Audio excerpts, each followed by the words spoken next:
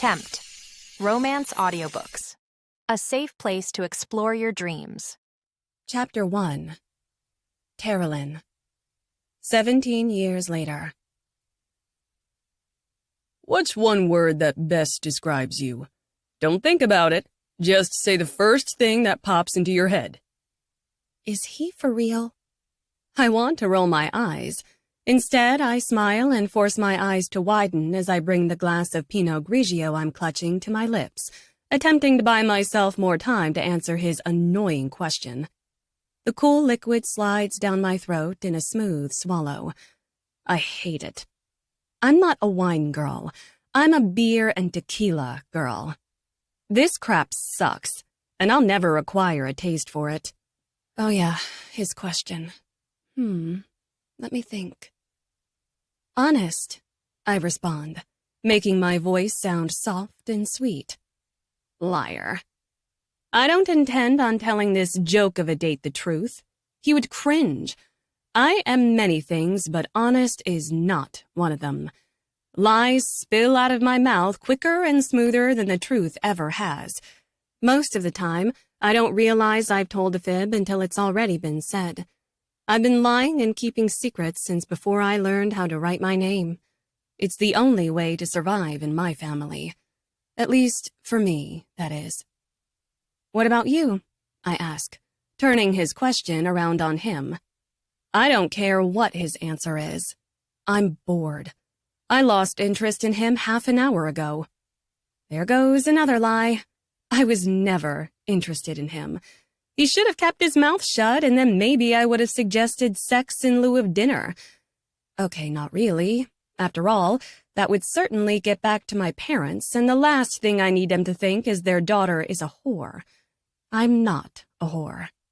That is not a lie. Though maybe in some people's eyes I might be considered one. I'm sure if my mother knew I had casual sex every now and again, I would be the worst daughter in the history of all daughters. I would be an actual embarrassment to her, instead of the one she runs her mouth about me being. I'm a 21-year-old college senior. Of course I'm going to have a little sex here and there. Sorry, but I don't see that being so much of a big deal, or even a sin. There are plenty of real bad people in this world to count as actual sinners. Murders, pedophiles, those sickos. Tonight, unfortunately, I will not be engaging in casual sex. Tonight, I plan on being the good little girl everyone thinks I am. The girl everyone expects me to be. I have a sudden urge to puke. That goody two-shoes role damn near everyone I know puts me in is exhausting. Everyone except Jared and maybe Mace expects certain things from me. I've become more open and honest with Mason over the last year than I ever have before. I'm not so sure my best friend Matt even knows the real me anymore. Our relationship has changed, for the worse, and it bothers the ever-living heck out of me. Well, I can't say honest. You've already stolen that one. Let me think. He taps his index finger against his lips as I glance up to meet his blue-gray eyes. How long before this is over? Athletic. I give him a once-over again. Well, as much as I can. The lower half of his body is blocked by the tabletop. I guess his and my idea of athletic are totally different.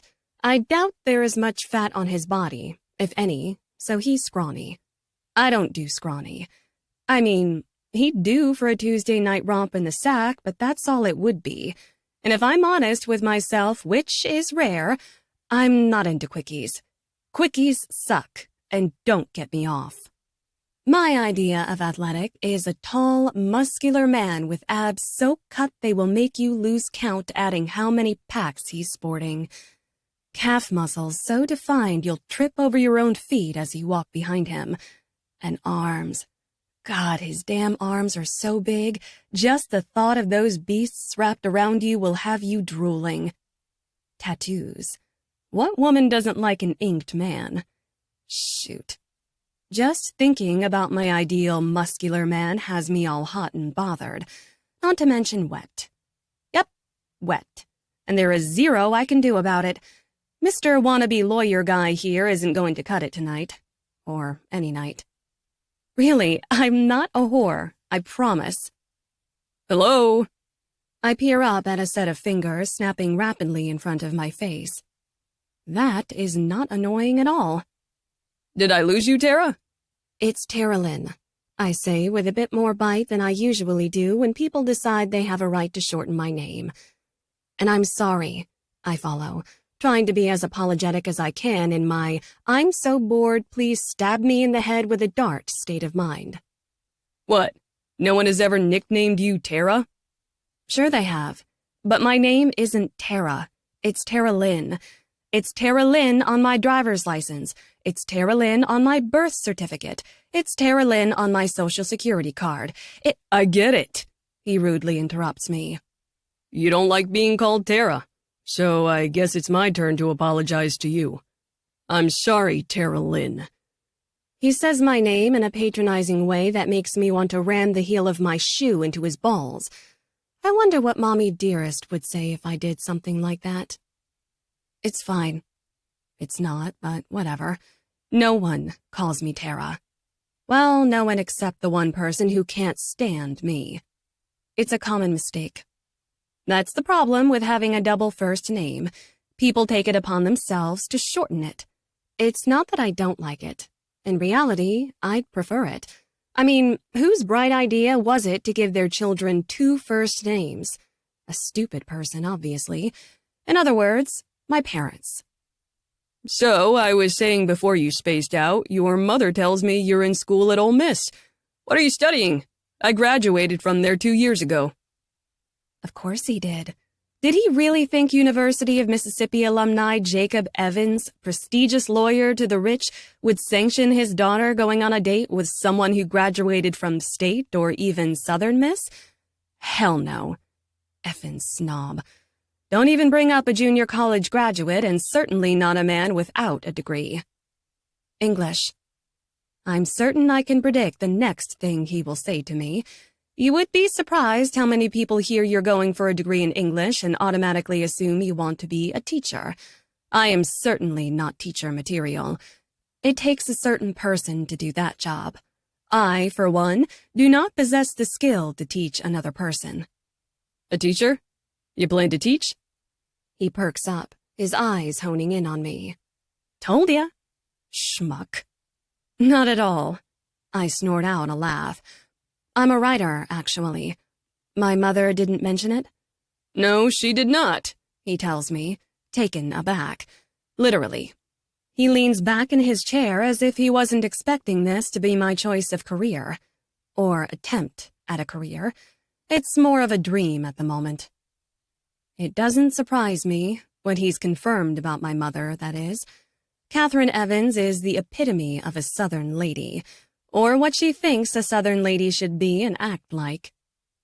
I'm sure it was an oversight. It wasn't.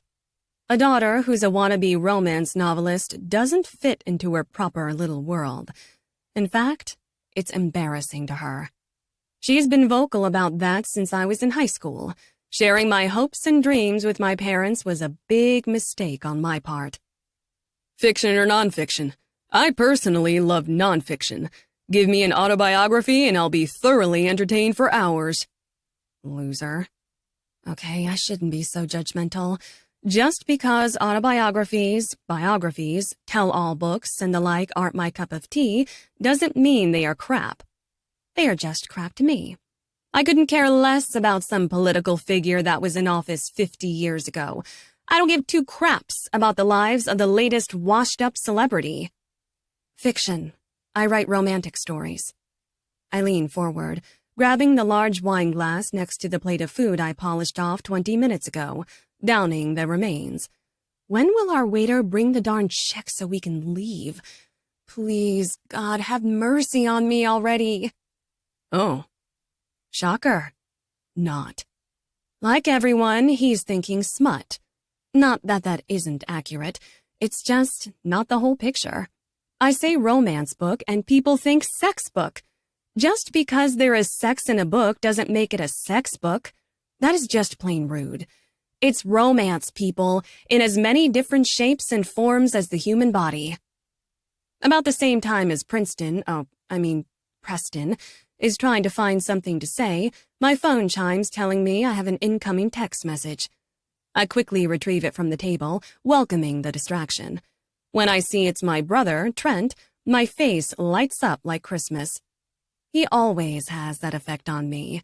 Trent is the only person I'm related to that I actually like and get along with. He gets me. Always has. Even when no one else did. And being the big brother he is, Trent always shows up when I need him the most. Just like now. Even if it's via text message. Trent. Hey, you. What's up? Me. Boredom, clad in a cheap suit from TJ Maxx thinking he's a big shot. You? Trent. Judgmental for someone whose favorite store is Target. Me. Touché. Trent. Mom said you were on a date. Figured I'd see if you needed an excuse to leave. Kai's on her way home and should be heading through Oxford in the next few minutes. Me. It's practically over. Just waiting on the check. Is she stopping or heading straight to Tupelo? Trent. Tupelo, unless you need her. Me. I'm okay, just ready to get out of here. Trent. Still coming down in a few weeks? Me. Of course. I'm ready to party in Jacktown.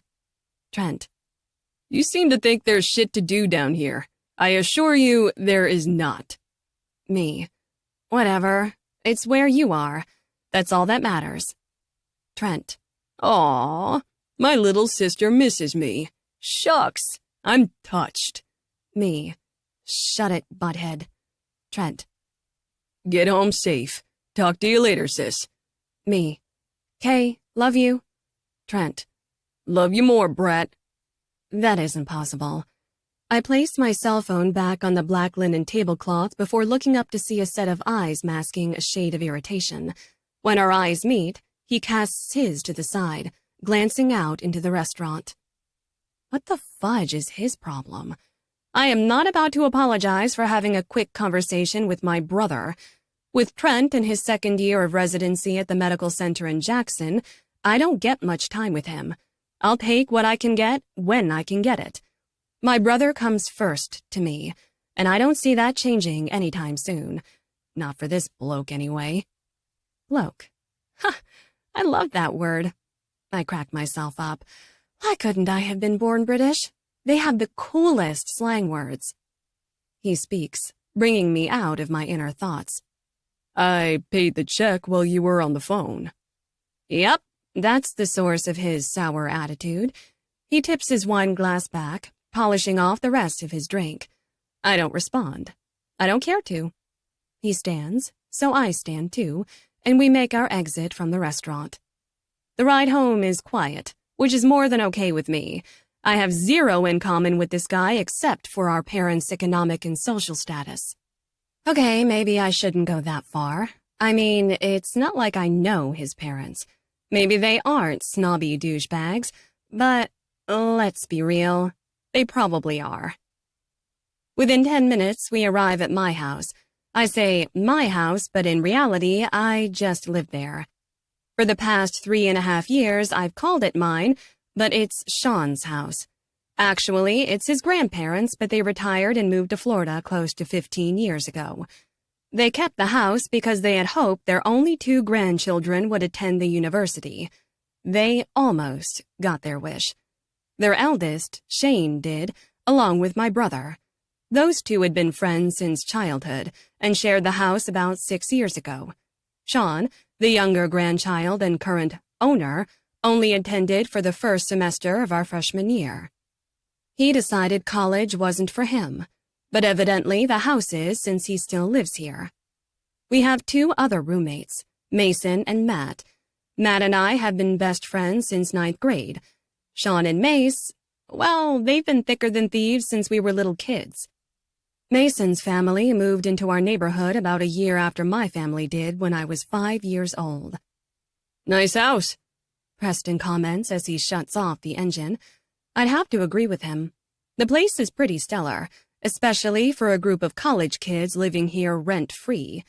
It's a 4-bedroom, 3-bath house, and being the only female, I somehow lucked into getting the master bedroom. I'm still not sure why Sean let me have it, but I'm not complaining and certainly not going to rock the boat to inquire. There's a nice-sized backyard with a pool and an amazing kitchen on the back side of the house. I love to cook. Next to reading, it's one of my favorite things to do. It's relaxing and a great way for me to unwind. In all honesty, it's probably the reason Sean allowed me to live here. His mom taught me everything I know about cooking. I'm not a jealous person, at least I don't think I am, but when it comes to Sean and Shane's parents, I'm a little envious.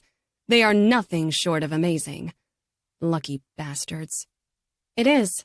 I finally agree after unbuckling my seatbelt.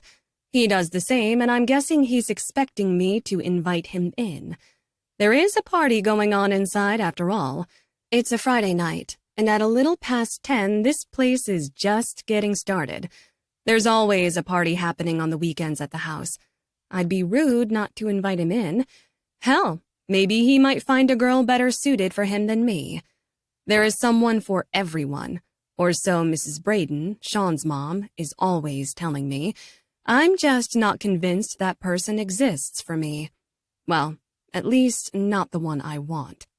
If you can't have the one you want, then what's the point? Want to come inside? I'm surprised to find myself actually not annoyed by this idea. I'm sure this guy isn't as bad as I have imagined. So what if his parents are friends with mine? Does that mean he's self-centered like they are? No, of course not.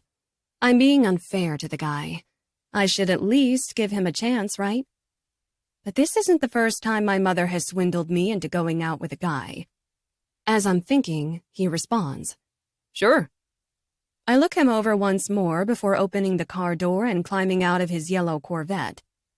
Wonder if he realizes the yellow screams, "Look at me, I'm a douche." Probably not. I'm guessing that thought never entered his head. I silently laugh to myself. Reality is, I'm simply not attracted to him. If I was, I wouldn't be making fun of his car in my head. I doubt the thought of douchery would have even popped up. Fact is, no amount of spending additional time with this guy will change that. Now I'm regretting the invite. Oh well, too late. As I round the car, he's hanging back, waiting for me to lead the way. So I do just that. The moment he places his palm on the small of my back, my body stiffens. I speed up slightly, trying to give him a hint that I don't like him touching me. To my dismay, he does the same and places his hand back in the same spot. Take a hint, dude. As I open the front door, we're greeted with a blast of loud music. A smile graces my face as we walk over the threshold. I love music, especially loud, screaming, obnoxious melodies. I'm a rock and roll and metal with a side of country and a dash of Harry Connick Jr. kind of girl.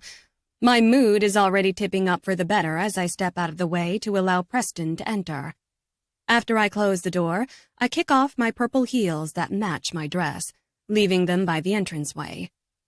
"Remove your shoes," I order. Preston gives me a questioning glance, but complies. "There are always a ton of people coming and going around here," I explain. "The house belongs to one of my roommate's grandparents. The first time a party was thrown here, the floors had to be redone the following week. Do you know how much it costs to have someone sand and repolish the floors in a house that's all wood?" I don't give him a chance for a response. A lot. And it was. That was almost a decade ago when Shane and Trent lived here, but still, I don't even want to imagine what it would cost today. I lead Preston down the hallway, bypassing the living room to my right, and head straight toward the kitchen. The smell of grease and cheese infiltrates my nose before my eyes land on the mass array of pizza boxes everywhere. This is going to be a fun cleanup for me tomorrow. Ugh. Want something to drink? I toss over my shoulder as I enter the kitchen, walking to the junk desk where I plug my iPhone into the charger. As I pivot, heads look our way.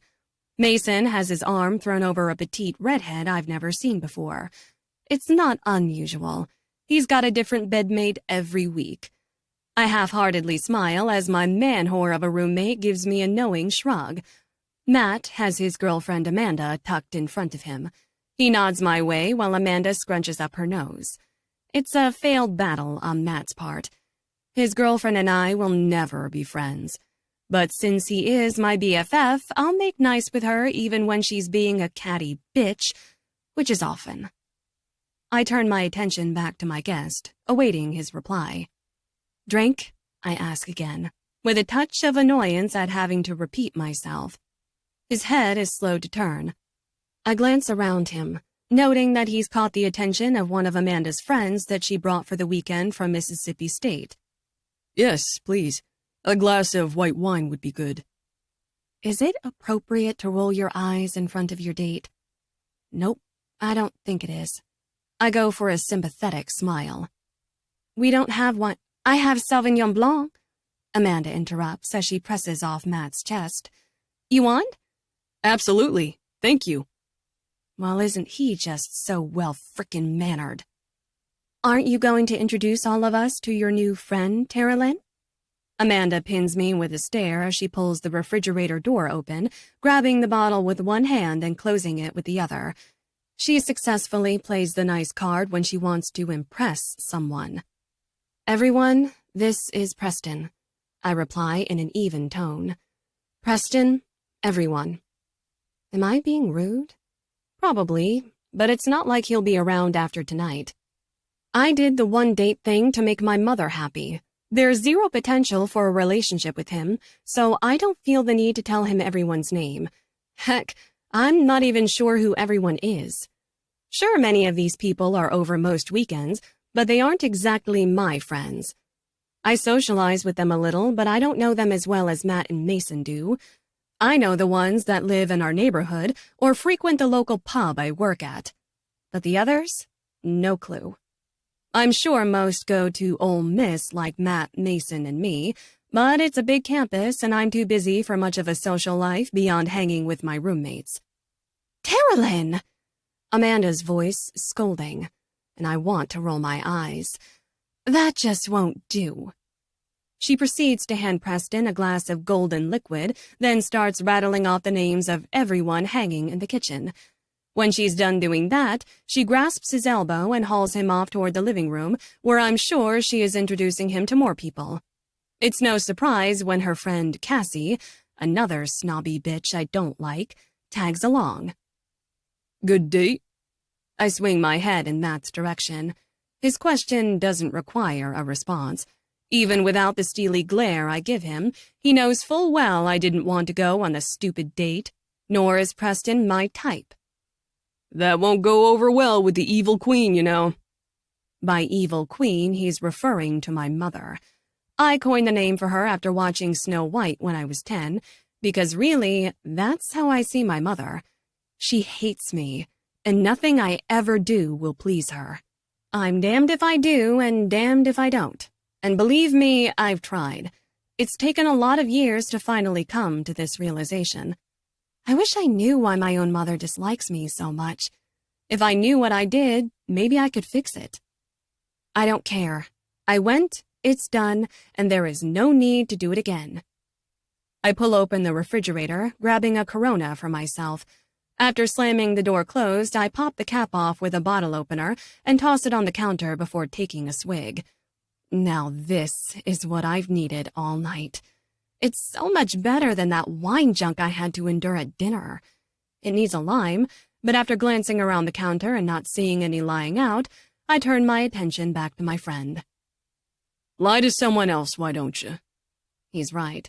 As much as I hate it and hate myself for caring, I do. I care way too much what my parents think of me.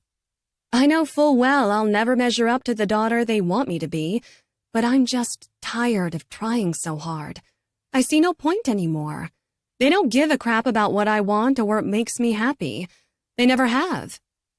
Walking over to stand next to Matt, I bump his hip with mine, confirming he's right but not verbally acknowledging it. The way his light ash-brown hair is sticking up in all different directions makes him look like he just crawled out of bed. It does that when he's in dire need of a trim. He's only 3 inches taller than me at 5 feet 11 inches tall, and he's lean. He looks like an effing Ken doll without the blonde hair. So, I tip my beer to my lips before continuing. Trent wants us to come down in a couple of weeks. Kylie is throwing a Halloween pool party at their house in Jackson. Y'all game? Yeah, but how does that make sense? Mace chimes in. Costumes, makeup, and water don't go hand in hand. I don't think it's so much about the Halloween part. That's just her excuse to throw a pool party. I think she misses this. I gesture around the room, indicating the house that's getting in full swing. Kylie, my brother's girlfriend and the love of his life, is a social butterfly. She loves people. All people. She will strike up a conversation with anyone, and by the time she's done with you, she knows everything about you, your family, and your friends. I love her, but we are complete opposites. So we don't have to dress up then? Matt asks, sounding relieved. He isn't into Halloween. He won't admit it to anyone, but I know it freaks him out. He can't watch the movie It. Clowns are the devil in his mind.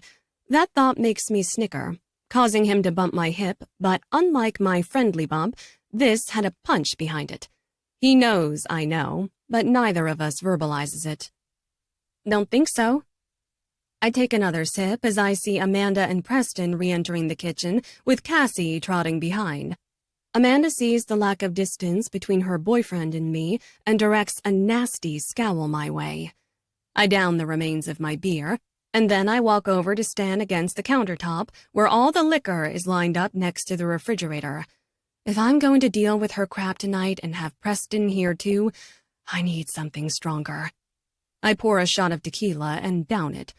Most people do tequila with salt and lime, but not me. I like the awful burn it leaves, and without the lime, it lingers longer. Yes, I'm an odd one.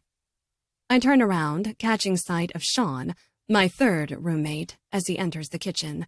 It's unusual for him to be home this early on a Friday night. He's usually stumbling in after the house winds down, and when he's 3 sheets to the wind. He surveys the room, eyeing me, and then gives Preston a once-over. In that short span of time, he's already sized up my date and doesn't like him. It's no surprise. On the rare times I do go on a date, Sean has always found something wrong with them. He's not shy about voicing his comments either. I don't know what his problem is. He bangs every Barbie doll that shows him her thong. He heads my way, so I turn away from him and around, facing the bottle of tequila and shot glass as Sean pulls the refrigerator door open. If I had to guess, he's retrieving a Corona of his own. I fill the glass again and quickly down the shot. If he's going to be in my presence for the night, I need all the mellowing I can muster. Sean makes me nervous. He always has. He probably always will. And the bastard frickin' knows it. When I turn back around, I see I was right. Sean is tilting a Corona back and takes a long drink as he looks at me. I look away because, well, I have to. It's hard to look at him and not ogle. Sean's 6'2" stature towers just above my 5 feet 8 inches. I'm not tiny by any means, but neither is Sean. Where I'm a little fluffy, he's cut. I've seen Sean plenty of times in next to nothing. His thighs are massive and drool-worthy. The entire length of his left arm and most of his muscular back is embellished with tattoos. At the moment, he's clad in a black t-shirt with a logo of the tattoo studio he works at, Southern Ink, displayed on the front, and loose-fitting blue jeans that don't look that loose on him. I might be attempting not to ogle, but every female in this room except the redhead attached to Mason's hip isn't making the same attempts. I roll my eyes. Sean gets this type of attention often. Too often. Who are you? Sean demands, looking at Preston and eyeing him from head to toe. Sean's not much of a social person. Well, he is to a degree.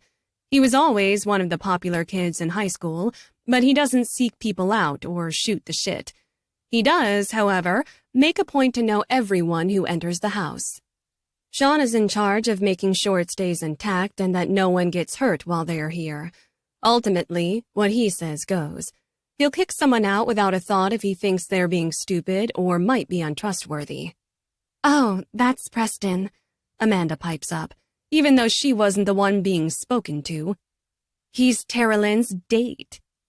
The bitch sounds smug, and I have no idea why. When is Matt going to wake up and see the hideous behind the facade? Probably never. Why? Because men think with their cocks, and Matt is no different. He's been dating Amanda since high school. I didn't get it then, and I don't get it now. Sean comes to perch against the section of the counter I'm leaning against. His hip presses against mine. He wraps his ink-covered arm around my shoulders, pulling me into his side. I have no choice but to wrap my arm around his lower back, while the palm on my other hand rests over the material covering his abdomen to steady myself.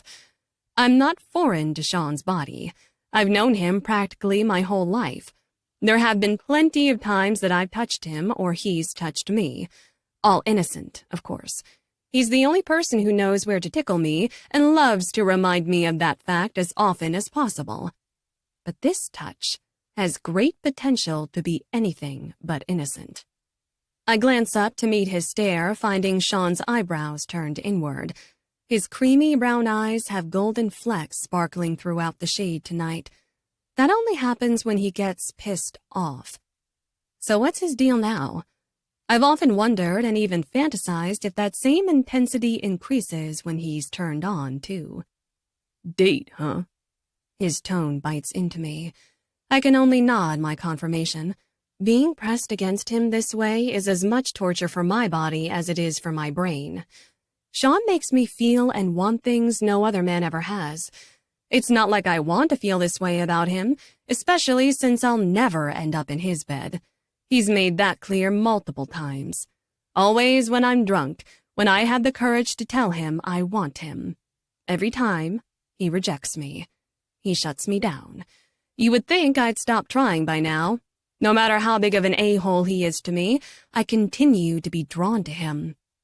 Let me tell you, it sucks big donkey balls. He looks back in Preston's direction, eyeing him as if contemplating what to say. I'm not sure why. I don't believe for a second that Sean gives two craps who I go out with. The only thing I figure is maybe he doesn't like the vibe Preston is giving off and wants him out of his grandparents' house. His eyes turn to me, his lips forming a snarl as he leans down to my ear. You planning on taking Princeton over there upstairs for some boring-ass missionary tonight, Tara? I mean, as a writer of romance and someone who reads trashy books, can't you show the guy a better time than that? It takes me a few seconds for what spilled out of his mouth to register. The heat rises in my face instantly, but my brain can't fathom it. He didn't just say that to me. But he did. I shouldn't be surprised, but I am, because Sean rarely makes his nasty comments where others can hear them. They've always been for my ears only. Apparently not tonight, though. Without looking around, I can tell from the sharp gasps and Amanda's snickering that everyone heard what he said. No, I didn't think so, Sean mutters with a smirk. I can't stomach their looks, so I bolt from the kitchen. I don't care that I'm being rude to Preston and leaving him to fend for himself. I didn't like the guy anyway. It's not like I wanted a second date. I didn't even want to go on this one. He can tell my mother whatever he wants. Sean is an effing jerk and a half.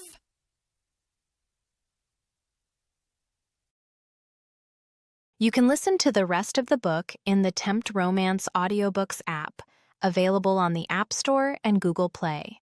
The link to the book is in the description. Discover even more bestsellers and exclusive stories updated weekly, only in Tempt Romance audiobooks.